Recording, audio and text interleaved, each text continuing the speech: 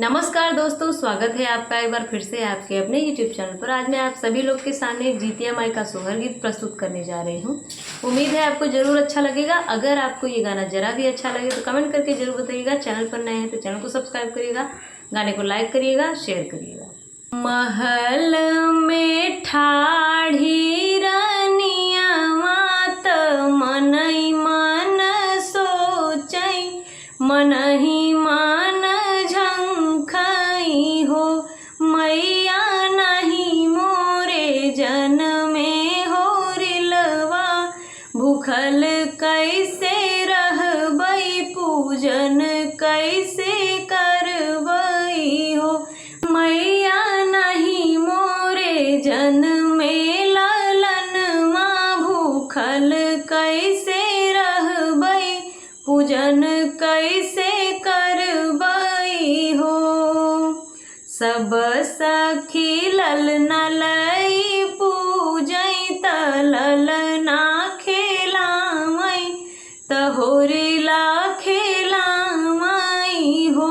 मैया हमर उतर से है मनवा, त एकरे ललन बिन एकरे होरिल बिन हो।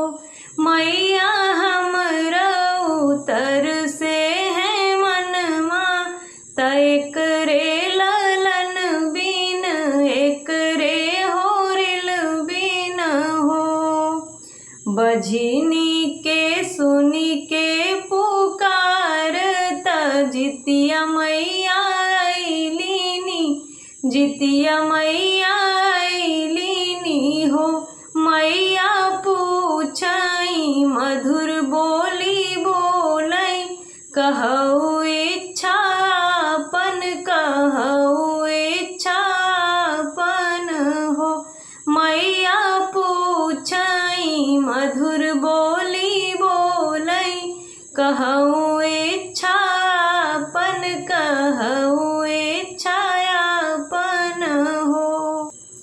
चुप रह बेटी चुप रह, मनवा में धीर धर, मनवा में धीर धर हो।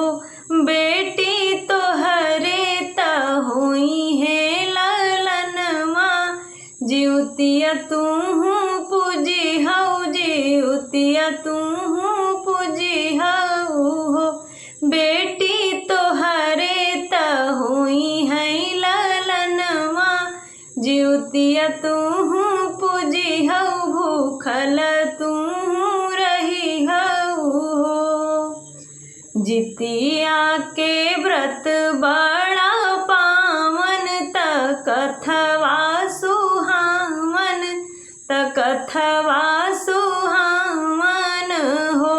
सखी जे करई जितिया के व्रत ललनाया मर होई, सेनुराया मर होई त हो।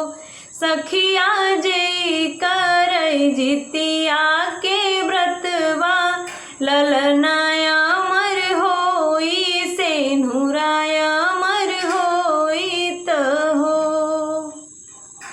अगर आपको ये सोहर गीत जरा भी पसंद आया हो तो कमेंट करके जरूर बताइएगा। चैनल पर नए हैं तो चैनल को सपोर्ट करिए, सब्सक्राइब करिए, गाने को लाइक करिए, शेयर करिए। धन्यवाद।